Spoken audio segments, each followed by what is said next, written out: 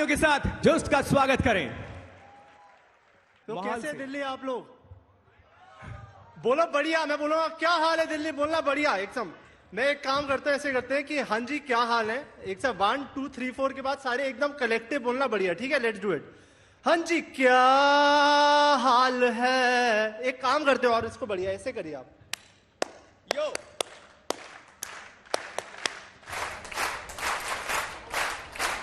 हाँ जी क्या हाल है, हाँ जी क्या हाल है।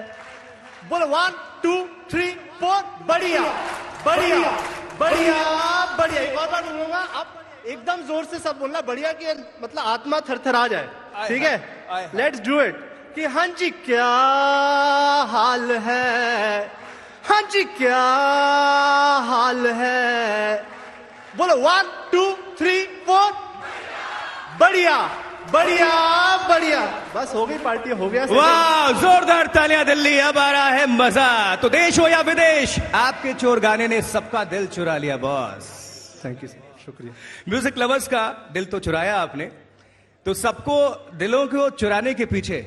अच्छा, कमाल की बात, सबसे पहले मैं सवाल जवाब करूं और गाने सुनूं आपसे। ये बताइए जुस्त, आपका नाम क्यों है जुस्त? आप इतने क्यों हैं चुस्त? इसके पीछे क्या है एनर्जी? जुस्त का मतलब क्या होता है? आप सब जानना चाहते होंगे ना? एक्चुअली इसका एक थोड़ा सा लंबा आंसर है। मैं बिल्कुल ऑनेस्टली अपनी बात करता हूं कि मैं एक जर्नी पर था, एक इनर जर्नी पर था, और मैं अपने भीतर काफी काम कर रहा था।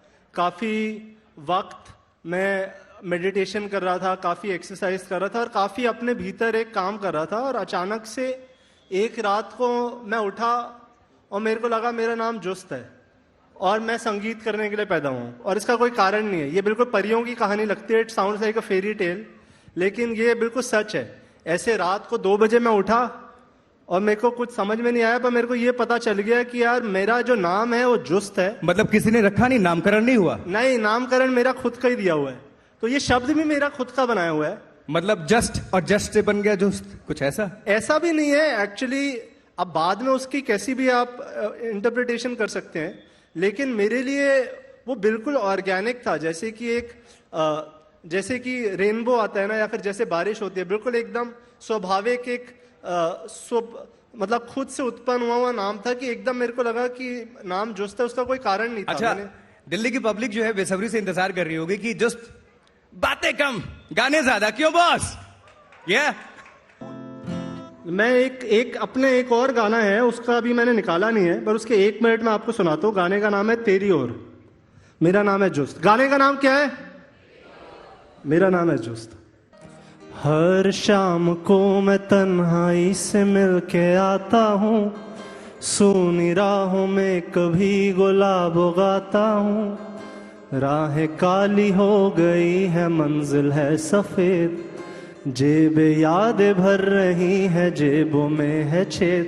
तालियां। तुमसे मिलता हूँ तो खुद से मिल के आता हूँ, खुद से बातें करके फिर खफा हो जाता हूँ। मन मेरा क्यों चल रहा ये राहों से है तेज, जेबें यादें भर रही है, जेबों में है छेद। मैं चल रहा हूँ तेरी ओर, तेरी ओर। तो ये आप सबको मेरे साथ लाइन गानी है कि मैं, अनंत काल तक मैं चलेगा, कि मैं चल रहा हूँ तेरी ओर, तेरी ओर। गाएंगे? बोलो हाँ, गाएंगे। Let's do it. तुमसे मिलता हूँ तो खुद से मिल के आता हूँ, खुद से बातें करके फिर खफा हो जाता हूँ। मन मेरा क्यों चल रहा ये राहों से है तेज, जेबें यादें भर रही है, जेबों में है छेद। मेरे साथ। मैं चल रहा हूँ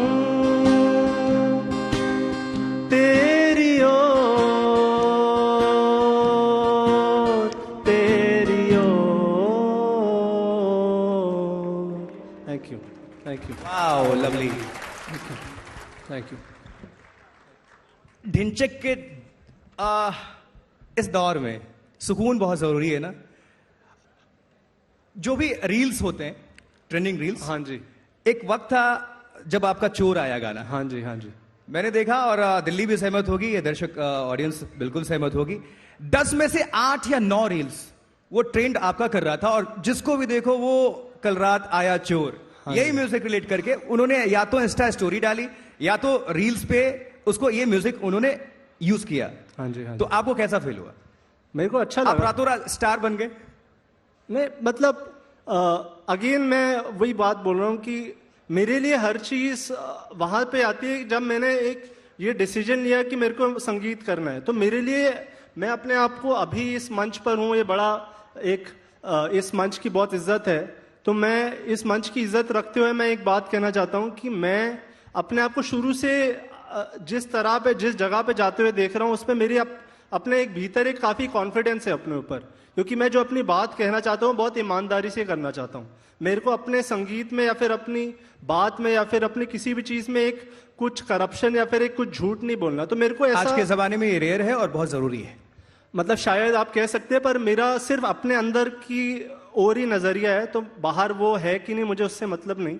मेरे को ये जरूर है कि मेरे को अपनी बात बिल्कुल ईमानदारी से कहनी है, और ये मेरे को श्योर था कि अगर मैं अपनी बात सच कहते रहूंगा तो वो चीज तो ठीक है, सच सच बताइएगा। सबने चोर गाने के अपने अपने मतलब निकाले। हाँ जी, हाँ जी। चोर से आपने क्या मतलब निकाला? क्या मैसेज देना चाह रहे थे चोर से?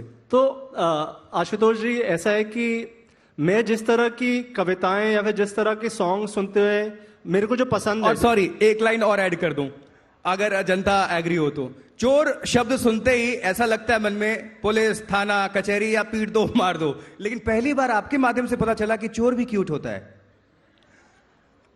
ये तो मतलब गाने की विक्ट्री हो गई। ऐसा ही था। हाँ जी। हाँ, तो please। हाँ जी, तो मैं यही कह रहा था कि चोर मतलब जिस तरह के पोएट्स को सुनते हुए मैं बड़ा हूँ, जैसे कि रविंद्रनाथ टैगोर जी हैं, या फिर अमेरिका में बॉब डिलन है, लेनर्ड कोहेन है, काफी ऐसे पोएट्स और सिंगर सॉन्ग राइटर्स हैं जो मेरे को बहुत पसंद है। तो उनके काम को जब मैं एनालाइज करता हूँ तो उनमें वो अपने गानों का मतलब नहीं बताते। जैसे टैगोर जी की आप कविताएं पढ़ते हैं तो आपके दिल को कुछ होता है, एटलीस्ट मेरे दिल को कुछ होता है उसमें हर मतलब का। जब मैं अगर उस कविता को 2 साल पहले पढ़ूं तो उसका मतलब मेरे लिए कुछ और निकलता है, 2 साल बाद पढ़ूं तो मेरे लिए कुछ और निकलता है। तो मैंने ये डिसीजन लिया था कि मैं जो भी काम करूं मैं उसका मतलब नहीं बताऊंगा, क्योंकि उससे गाना बहुत सीमित हो जाता है। अभी भी चोर का आप यूट्यूब पे जाएंगे, कम से कम 25 से 30 अलग अलग मतलब है चोर के, और कोई भी गलत नहीं है, क्योंकि वो जो ऑडियंस है उसको सुन रही है। लेकिन पब्लिक तो यहाँ बैठी हुई है कि जो आपने चोर का मतलब निकाला, प्लीज उसको सुरों में जरा पिरो दें, because we have only 14 minutes और मैं चाहता हूँ कि ज्यादा से ज्यादा गाना। लास्ट टाइम आप सबने मेरे साथ जोर से गानी है कि मेरा नाम भी ले जा, मेरा काम भी ले जा, मेरा राम भी ले जा, मेरा शाम भी ले जा। और ऐसे गाएंगे कि आपकी जिंदगी की जो भी दिक्कतें हैं, जिस भी चीजों ने आपको जकड़ा हुआ है, आप उससे इस क्षण के लिए, इस मोमेंट के लिए आप फ्री हो रहे हैं। तो क्या आप गाएंगे मेरे साथ दिल्ली? जोर से क्या गाएंगे मेरे साथ दिल्ली? Let's do it. कि मेरा नाम, मेरा काम, मेरा राम, मेरा एक और बार, मेरा नाम, मेरा काम भी ले जा, मेरा राम भी ले जा, मेरा शाम भी ले जा। कर दे मुझे आजाद, कर दे मुझे आजाद, आजाद, आजाद। कल रात आया मेरे घर एक चोर। वाह, lovely। इस गाने के बाद चोर सुपर डुपर हिट हुआ। हाँ जी, हाँ जी। बॉलीवुड में कैसा रिस्पांस मिला आपको, या और जो आपके म्यूजिक डायरेक्टर्स हैं, ओटीटी हो या फिर आप मेन जो बॉलीवुड है या फिर किसी भी जगह, किस तरह से आपके काम की तारीफ या फिर डिमांड बढ़ गई? मतलब तारीफ तो काफी हुई और मैं काफी कृतज्ञ भी हूँ लोगों का कि उन्होंने तारीफ करी। और मेरे को कई, जैसे बॉलीवुड वाले डायरेक्टर्स ने बुलाया भी और एक आध काफ़ी प्रोमिनेंट डायरेक्टर्स ने कुछ बात भी करी, चाहते भी थे गाना। पर अगेन जैसे मैं अपने आप को देखता हूँ ना, तो मेरे को ऐसा लगता है कि जो इंडिया में, हिंदुस्तान में हमेशा से संगीत जो है वो एक बॉलीवुड की बात कहने के लिए इस्तेमाल हुआ है ज़्यादातर। और मेरे को लगता है कि संगीत अपने आप में एक आर्ट फॉर्म है जिसमें वो इंसान जो है वो अपनी बात कह सके। तो जैसे जब आप किसी कहानी के लिए अपनी बात कहते हैं तो आप अपनी बात को उस कहानी के लिए ढालते हैं। पर जैसे बाहर स्पेशली जो अमेरिका में और जो काफ़ी हद तक इधर भी रविंद्रनाथ टैगोर जी से मैं काफ़ी मेरे को पसंद है, तो उनकी आप बात देखिए तो उनकी जो इतने सारे उन्होंने काम किए वो उनकी बात ही है जो वो कहना चाह रहे हैं। तो मैं इसीलिए मैं फिलहाल इस वक्त में मैंने बॉलीवुड को नहीं चुना, जो मेरे पास अपॉर्चुनिटीज आई भी थी, क्योंकि मैं अपने लंबे रास्ते में अपनी बात कहना चाहता हूँ और एक लंबे वक्त तक मैं कहना चाहता हूँ कि मेरी जो जर्नी है वो मैं अपनी बात कह सकूँ। जैसे स्पेशली जो मैं नाम लिए, जैसे बॉब डिलन हो गए, लेनर्ड कोहेन हो गए, इवन हाल फिलहाल में जैसे कोल्ड प्ले इंडिया आ रहे हैं, तो कोल्ड प्ले, ये सब अगर आप इनके काम को एनालाइज करें तो इनके गाने ही इनकी कहानी है।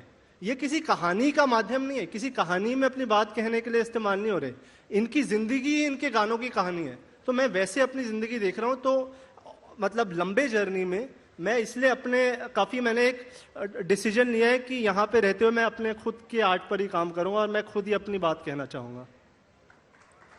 शानदार। आपके गाने इतने यूनिक क्यों होते हैं? है कि नहीं है? थोड़ा यूनिक, थोड़ा नहीं, बहुत ज्यादा यूनिक क्यों होता है ऐसा?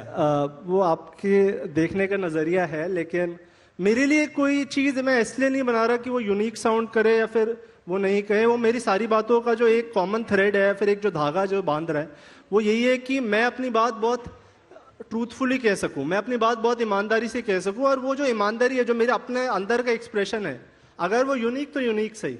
मतलब मेरी कोई इच्छा ये नहीं है कि मैं कोई गाना इसलिए बनाऊं कि ये आजकल ये चल रहा है, तो इसी वजह से मैं जो आप बॉलीवुड वाला ट्रेंड को फॉलो नहीं करते। ट्रेंड में सुन ही नहीं रहा, मतलब मैं पर्सनली अपने गाने ट्रेंड कराते। मैं वो भी अगर वो उस गाने की किस्मत है तो वो अपने आप रास्ता ढूंढे। जैसे चोर में मैंने 1 रुपया भी मार्केटिंग में नहीं खर्चा, ना मैंने किसी लेबल को दिया गाना। मेरे पास बहुत सारे ऑप्शन थे, बहुत महंगा गाना। आपने अच्छी बात बोल दी। अब मैक्सिमम जो बॉलीवुड के सॉन्ग्स हैं, या कोई भी उठा लीजिए, इंडिविजुअल भी जो आते हैं, एल्बम्स भी आते हैं, कुछ भी, तो वो लैविश होते हैं, स्टूडियोज में होते हैं। और आपके जो गाने बिल्कुल नॉर्मल आपने दे दिया, वो हिट हो गए। बहुत बहुत शुभकामनाएं जोस्त आपके अपकमिंग प्रोजेक्ट्स के लिए। मैं आप दिल्ली वालों के बड़ा कृतज्ञ हूं कि आपने इतनी बात सुनी है। एंड आई विश कि आप सबकी जिंदगी में बहुत प्रॉस्पेरिटी आए, इस पूरे शहर को, इस पूरे देश को, और हम सबको एज कम्युनिटी ऑफ पीपल हमारी लाइफ में बहुत अबंडेंस आए, बहुत प्रॉस्पेरिटी आए और आपकी जिंदगी में एकदम खूब एनर्जी फैले। तो मेरे साथ एक बार जाने से पहले कि हाँ जी क्या हाल है, बोलो 1 2 3 4। बढ़िया बढ़िया बढ़िया, बस हो गई पार्टी। Thank you. मेरा फन समझ सकेगा जरा देर में जमाना, मैं गजल का हूं मुसाफिर, मेरी बात शायराना। आज हम लोग यहां जिस वजह से इकट्ठा हुए हैं वो पंकज उदास साहब, उनको ट्रिब्यूट देने के लिए, श्रद्धांजलि।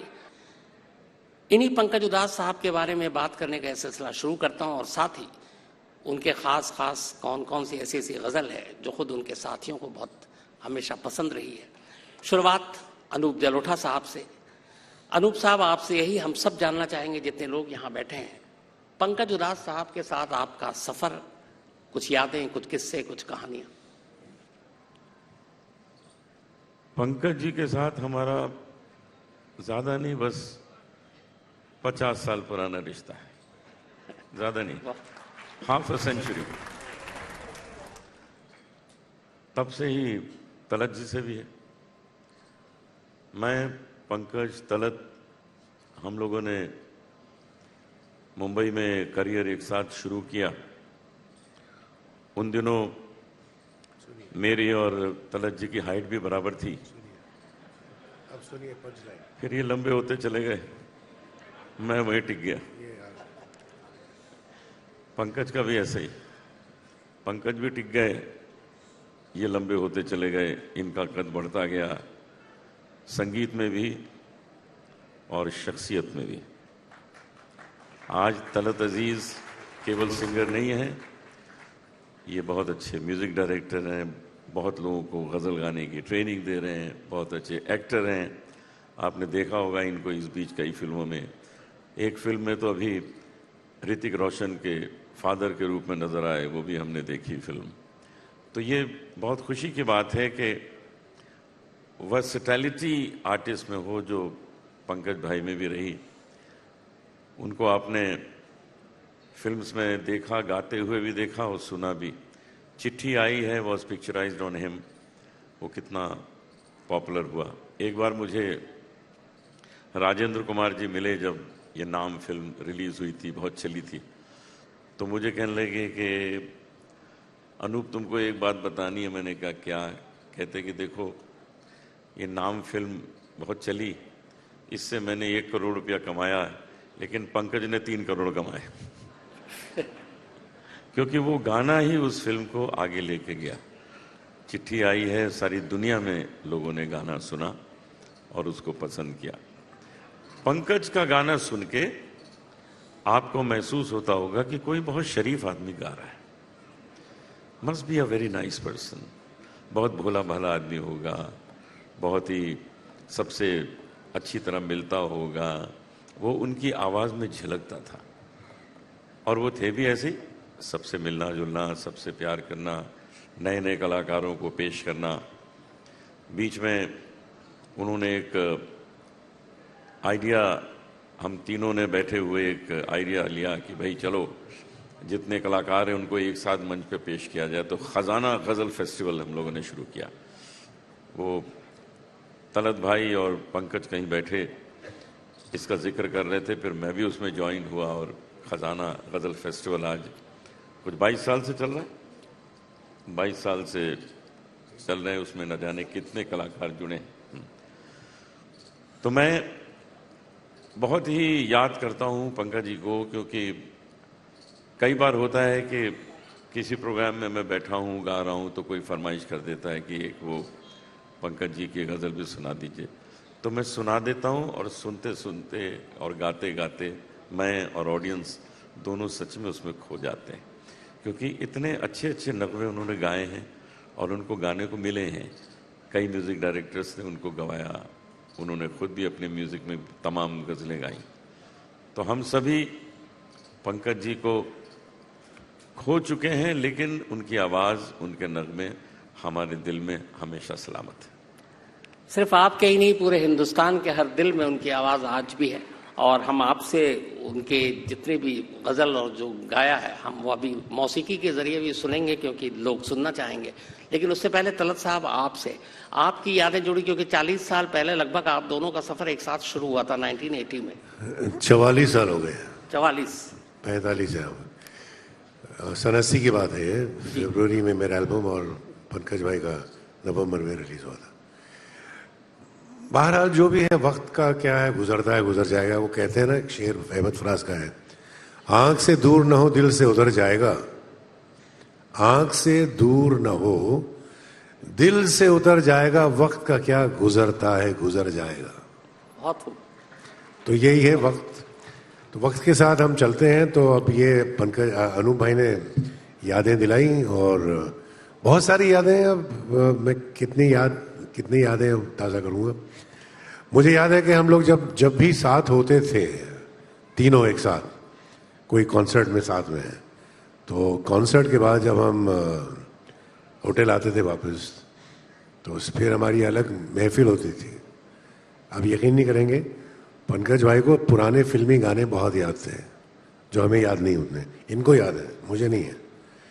तो हम कहते थे यार वो सुना देना, वो सुना देना, वो सुना देना। तो एक अलग महफिल जमती थी सुबह तक। तो फिर पंकज कहते थे यार वो प्रोग्राम तो हो गया, लेकिन असल प्रोग्राम तो अब शुरू हुआ है हमारा।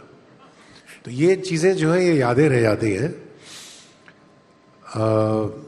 बहुत सारे प्रोग्राम किए। अक्सर मुझे याद है कि पिछला जो लास्ट हमने साउथ अफ्रीका का टूर किया था, जब वो स्टेज पर पहले ये गाते थे, फिर मैं आता था, या जो भी आखिरी में पंकज, फिर हमको सबको बुलाते थे। वो कहते थे कि यार आप लोग आ जाओ, और वो घुंघरू टूट के साथ में गाएंगे। वो काफ़ी मशहूर नगमा है जी। और साथ में बैठ के जब हम लोग गाते थे तो पता ही नहीं लगता था कि वक्त कहाँ चला गया और कैसे। और वो फिनाले होता था। तो आज मैं कहता हूं कि 1, 2, 3 घुंघरू थे, आज 1 घुंघरू कम है, अब 2 बाकी है। आगे देखते हैं क्या होता है। बहुत खूब। मैं चाहता हूं बातचीत तो हो गई, अब इससे पहले कि आप लोग 1 मिनट ठहर जाइए। जी जी इन्होंने एक बहुत अच्छा शेर कहा था, तो उसी नोयत का एक शेर मुझे याद आ रहा है इरशाद इरशाद। कि परों को खोल जमाना उड़ान देखता है। परों को खोल, परों को खोल जमाना उड़ान देखता है, जमीन में बैठ के क्या आसमां देखता है। बहुत खूब। और ये पंकज के लिए, ये मैं कहूंगा कि ये पंकज की शख्सियत थी कि अपनी मंजिल पे पहुंचना भी, खड़े रहना भी है। शकील आजमी, अपनी मंजिल पे पहुंचना भी, खड़े रहना भी कितना मुश्किल है, बड़े होके बड़े रहना भी। बहुत ही खूब, बहुत खूब तरह से। शेर व शायरी की बात हो रही है तो एक वाकया याद आ गया मुझे कि एक मुशायरा हो रहा था।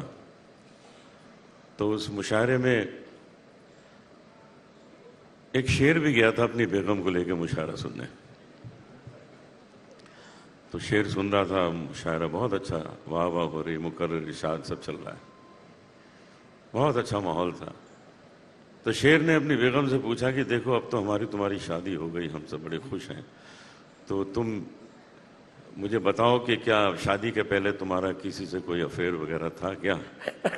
तो वो शेरनी बोली, अरे आपने कैसी बात पूछ ली, इस बात पे तो मुझे एक शेर याद आ गया। बहुत खूब। तो पंकज जी के लिए एक शेर सुनाता हूं।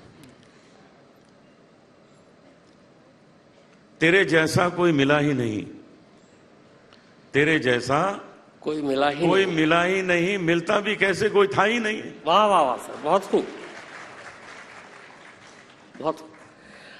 अब चूंकि हारमोनियम इस वक्त तलत अजीज साहब के ठीक सामने है, माइक भी है, टेबल खिसकाने की जरूरत नहीं पड़ेगी, तो मैं चाहता हूं कि पंकज उदास साहब की वो गजलें जो आपको पसंद है या आपकी जो भी अपने आप सुनाएं।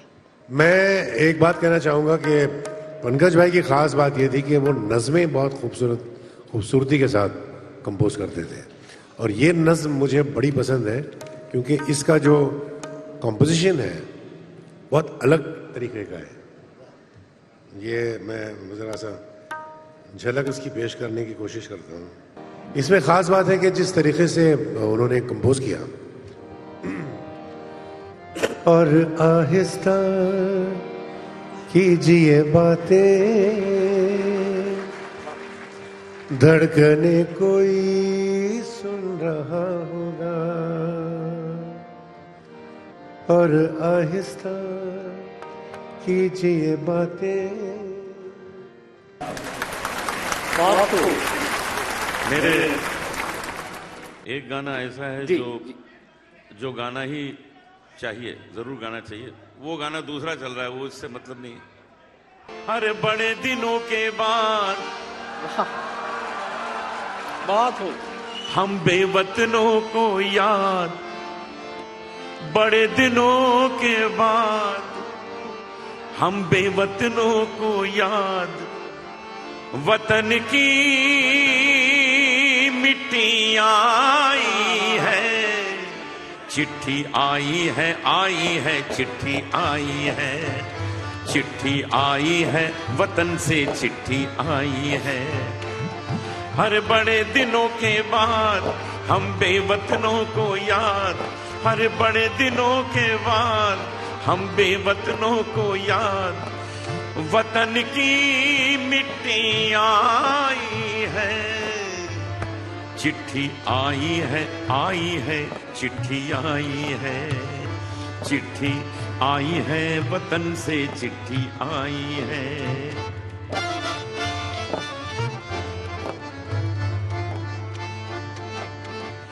मैं तो बाप हूँ, मेरा क्या है, तेरी माँ का हाल बुरा है, तेरी बीवी करती है सेवा, सूरत से लगती है बेवा, तूने पैसा बहुत कमाया, इस पैसे ने देश छुड़ाया, देश पराया छोड़ के आजा, पंछी पिंजरा तोड़ के आजा, आजा उम्र बहुत है छोटी, अपने घर में भी है रोटी। चिट्ठी चिट्ठी आई है। भावुक हो जाते हैं उनका ये गाना गा के। बस यही समाप्त करता हूँ। वो करेंगे। मैं अनु भाई से कहता हूँ कि अभी क्योंकि ये देख रहा हूँ सामने घड़ी, वक्त जो है वो रुकता नहीं है। 7:19, 7:18, 17 इतना टाइम बचा है हमारे पास। 1 मिनट सुन लीजिएगा। ये एक ऐसी चीज हम साथ में गा देते हैं जो हम पंकज भाई के साथ गाते थे साथ में। मोहे मोहे आई न जग से लागो, चलो कोई बात नहीं करो। मोहे आई न जग से लाग, मैं इतना जोर से नाची के घुंघरू टूट गए, के घुंघरू। तालियां बजाइए, तबला सुनाई नहीं दे रहा है। हाँ, मोहे आई न जग से लाग, मोहे आई न जग से लाग, मैं इतना जोर से नाची के घुंघरू टूट गए।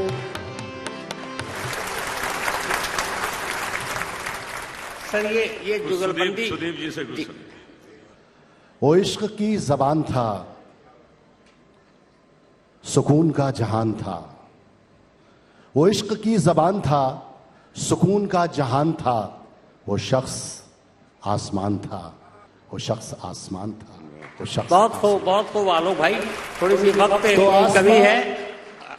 हालांकि हिंदुस्तान के फनकार हैं, वक्त से घबराते नहीं हैं, लेकिन वक्त हो चला है। बहुत शुक्रिया। बहुत शुक्रिया, बहुत शुक्रिया। बहुत शुक्रिया आप सभी खास मेहमानों का और आप तमाम लोगों का जिन्होंने पूरे जोश के साथ इन्हें सुना। बहुत शुक्रिया।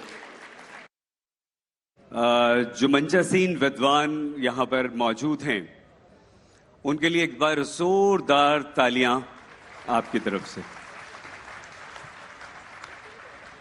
अरुण जैमिनी जी। शुक्रिया शुक्रिया शुक्रिया सईद भाई। ये लखनऊ से, मैं हरियाणा से, दोनों में अंतर बहुत है। वो एक लखनऊ के आदमी ने हरियाणा के आदमी से कहा, बोले भाई साहब मैं आपको एक तकलीफ दे सकता हूं? हरियाणा वाला छूटते बोला, बोला देख है देख। बस यही अंतर है जी। कारण यह कि इनके यहां कृष्ण जी ने बांसुरी बजाई थी उत्तर प्रदेश में, हरियाणा में बांस बजाया था। और हरियाणा तो मस्त प्रदेश है जी। वो एक पुलिस के सिपाही को छुट्टी चाहिए थी, पहुंच गया एसएचओ के पास, बोले छुट्टी चाहिए। बोले बहुत काम है, छुट्टी नहीं मिल सकती। बोले जी छुट्टी तो मैं लेकर आऊंगा। बोला अच्छा एक सवाल का जवाब दे दे, छुट्टी दे दूंगा। बोले सवाल कुछ भी पूछ लो। बोला अच्छा ये बता, कटप्पा ने बाहुबली को क्यों मारा? ये अंतर्राष्ट्रीय सवाल पूछ लिया जी उससे। बोले ये बता, कटप्पा ने बाहुबली को क्यों मारा? बोले हो सकता है बाहुबली ने कटप्पा को छुट्टी देने से मना कर दिया हो।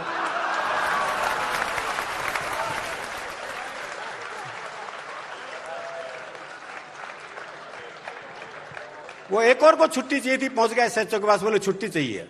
बोले किस लिए चाहिए? बोले जी मेरी शादी है, अब इस पे तो कौन मना कराए। बोले अच्छा कितने दिन की चाहिए? बोले तो लुगाई देखने के बाद पता चलेगा।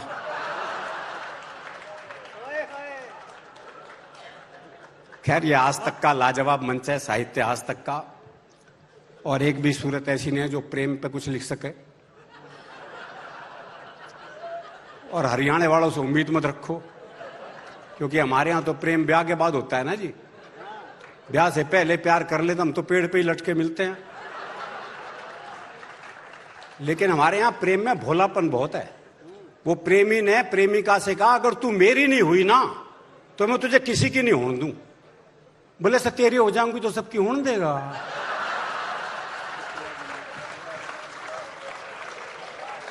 ये भोलापन है जी।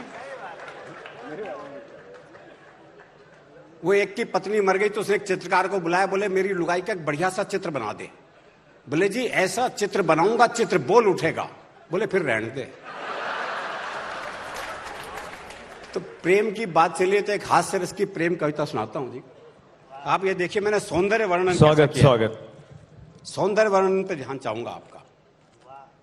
एक लड़की पंत की कविताओं सी कोमल कुंतल बिखराती, पद्मा करके छंदों सी इतराती, बिहारी के दोहों सी कटीली छबीली, रसखान के सवैयों सी रसीली, जायसी की पद्मावत का प्रेम ज्ञान पिए, प्रसाद की कामायनी का सौंदर्य बोध लिए, चेहरे पर दिनकर की कविताओं सा तेज, और विद्यापति की राधा को अपने में सहेज, डीटीसी की बस में चढ़ी।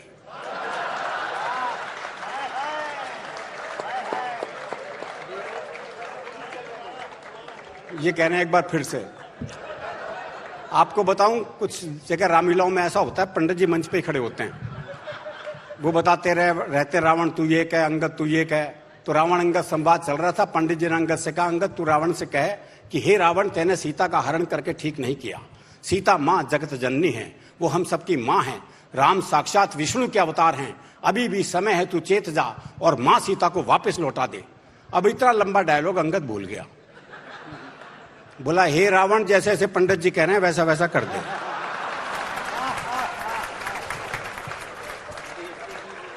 वरना तेरी खैर नहीं।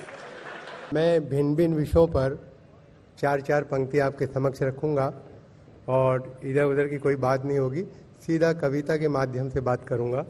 चार पंक्तियां देखें कि शेर अच्छे हैं, फन अच्छा है, कमाल अच्छा है। शेर अच्छे हैं, फन अच्छा है, कमाल अच्छा है, देखना सब ये कहेंगे कि ख्याल अच्छा है। दोस्तों तुमको सुनाऊंगा नए शेर, अभी वो अलग बांध के रखा है जो माल अच्छा है। दोस्तों तुमको सुनाऊंगा नए शेर, अभी वो अलग बांध के रखा है जो माल अच्छा है। और जुबैदा, करिश्मा, करीना, नसीमा, चलो आज सबको दिखा दूं सनीमा। जुबैदा, करिश्मा, करीना, नसीमा, चलो आज सबको दिखा दूं सनीमा। मेरी उम्र क्या है ये क्यों पूछती हो, कहीं इसका जोश होता है धीमा। मेरी उम्र क्या है ये क्यों पूछती हो, कहीं इसका जोश होता है धीमा। और रात को सर्द हवाएं मुझे तड़पाती हैं, चांद भी मुझको किसी भूत का सल लगता है। रात को सर्द हवाएं मुझे तड़पाती हैं, चांद भी मुझको किसी भूत का सल लगता है। और मुझसे शादी जो करोगी तो इनायत होगी, रात के वक्त मुझे कमरे में डर लगता है। रात के वक्त मुझे कमरे में डर लगता है। और ए हीरो कट रिक्शा वाले, देखें चार पंक्तियां कि ए हीरो कट रिक्शा वाले, जरा ठंडी सड़क से होले ओले ओले। ए हीरो कट रिक्शा वाले, जरा ठंडी सड़क से होले ओले ओले। मुद्दत से है एक तमन्ना, मेरा यार दरीचा खोले ओले ओले। दिल मुझको मजनू का दिया है दोनों जहां के मालिक ने, जब भी कोई लड़की देखूं मेरा दिल दीवाना बोले ओले ओले, ओले। देखे कि हम जिएंगे ना मोहब्बत का असर होने तक, हम जिएंगे ना मोहब्बत का असर होने तक। उम्र कट जाती है दीवार को दर होने तक, जीते जी तार भी मुमकिन है ना तुम तक पहुंचे, खाक हो जाएंगे हम तुमको खबर होने तक। ये बड़प्पन है आप लोगों का और यही हम आपसे सीखते हैं। बहुत धन्यवाद, जोरदार तालियां हमारे विद्वजनों के लिए। तुम भी जल थे, हम भी जल थे। वाह। तुम भी जल थे, हम भी जल थे, इतने घुले मिले थे कि एक दूसरे से जलते न थे। वाह। न तुम खल थे न हम खल थे, बुरे आदमी।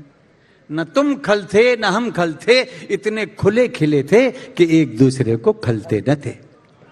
वाह।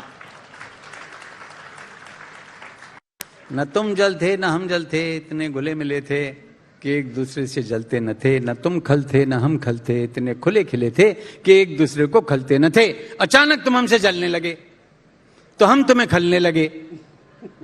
तुम जल से भाप हो गए और तुमसे आप हो गए। वाह। ये कविता आज फिट हो गई है, इन पे नहीं लिखी। दरअसल मैं ये मानता हूं कि मेरे शब्द शब्द नहीं है, डूबते को सहारे के तिनके हैं। और मेरे भी कहां हैं वो शब्द, पता नहीं किन किन के हैं।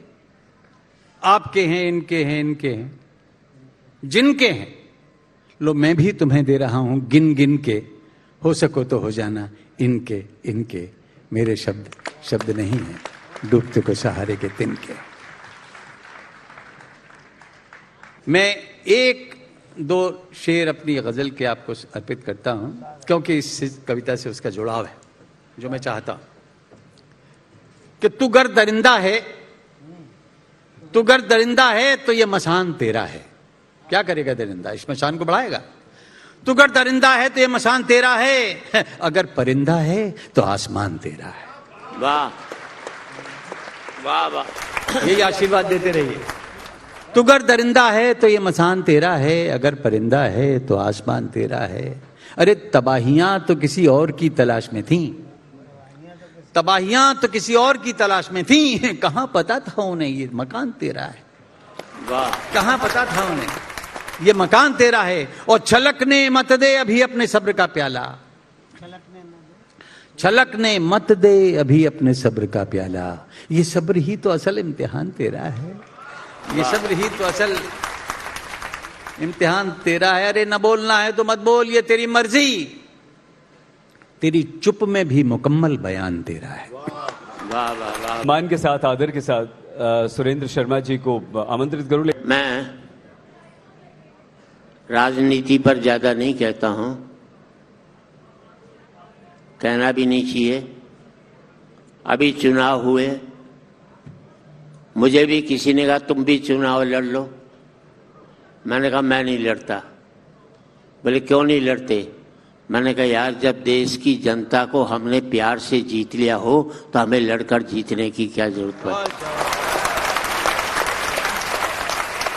हम कलाकार लोग तो प्यार से जीतते, हमें कभी लड़कर जीतने की जरूरत नहीं पड़ी। छोटी छोटी बातें हैं साहब। एक बार बता दूं, मैं यहां सबसे कम उम्र का व्यक्ति हूं। हंसने की बात नहीं है, मैं बची हुई उम्र की बात करता हूं, खर्ची हुई उम्र की बात नहीं करता। संपत्ति वो नहीं होती जो हमने खर्च कर ली, संपत्ति वो होती जो हमारी बची हुई है। तो बची हुई उम्र की संपत्ति मेरे पास सबसे कम है।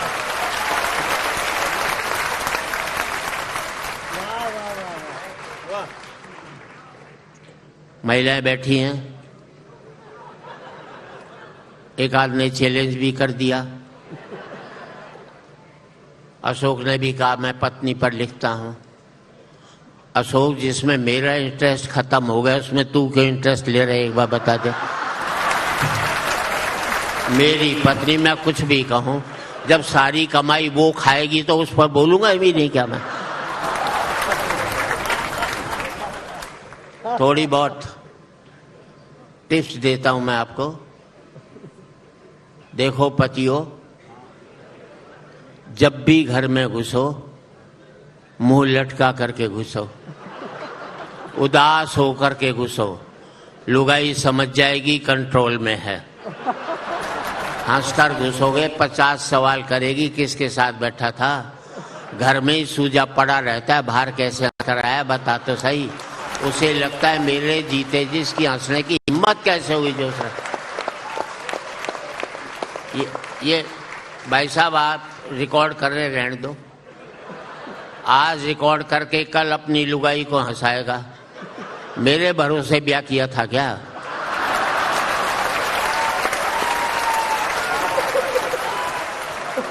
हिम्मत है तो अपने भरोसे अपनी लुगाई को हंसा, मेरे भरोसे काहे को कोशिश करना। और आज रिकॉर्ड करके कल देखकर हंसोगे, इससे बड़ी मूर्खता नहीं हो सकती। जिंदगी में आज बेहतर जीना सीख जाओगे तो कल अपने आप ही बेहतर होता चला जाएगा।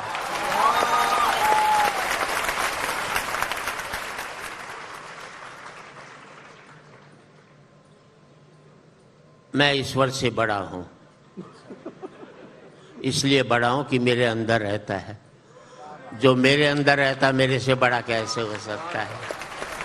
और वो चाहे मुझसे बड़ा होना तो अपने अंदर मुझे रख ले, और क्या बात है। धार्मिकता ये भी होती है। मुझे किसी ने पूछा तराजू के एक पलड़े में राम हो और दूसरे पलड़े में तुम हो, तो किसका पलड़ा भारी होगा? बोले कैसे होगा? मैंने तराजू के एक पलड़े में राम होगा, दूसरे में मैं हूंगा, और मेरे भीतर बैठा हुआ राम भी होगा।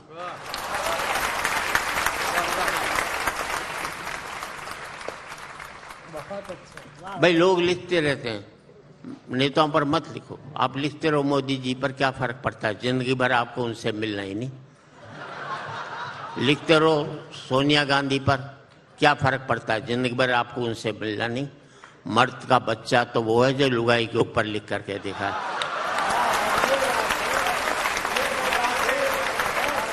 जो रोज छाती पर बैठी हो उस पर लिखो तो यार ये मर्दान की ही बात है यार।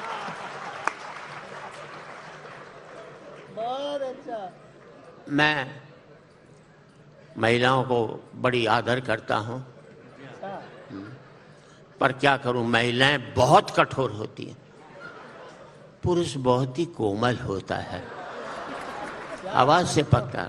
आपको विश्वास नहीं, आप मान लीजिए आप दिल्ली से चंडीगढ़ वाली ट्रेन में जा रहे हो, बगल में कोई महिला बैठी हो, आपको नींद आ जाए, आपका सर महिला के कंधे पे टिक जाए, एक झटके में तुम्हें उठा देगी, इतनी कठोर होती है। ये तक नहीं सोचती कि किसी बेचारे को नींद भी आ सकती है।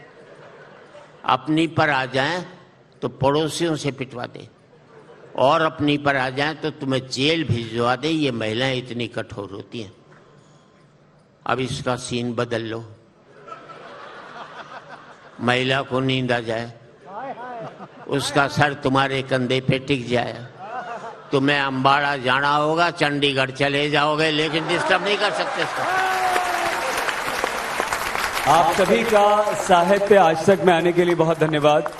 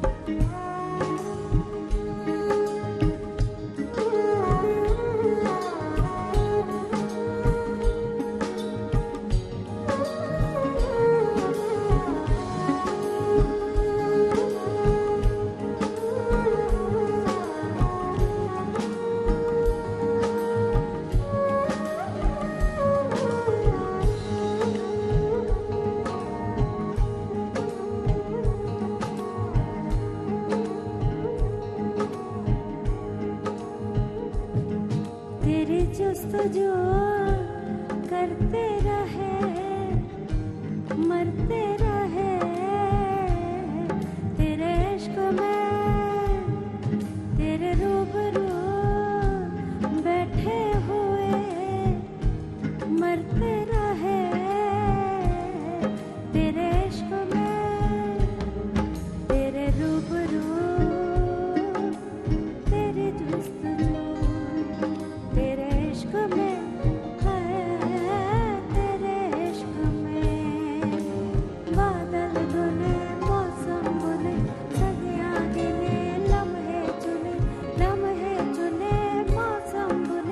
कुछ गर्म थे कुछ गुनगुन तेरे इश्क में बादल धुने मौसम बने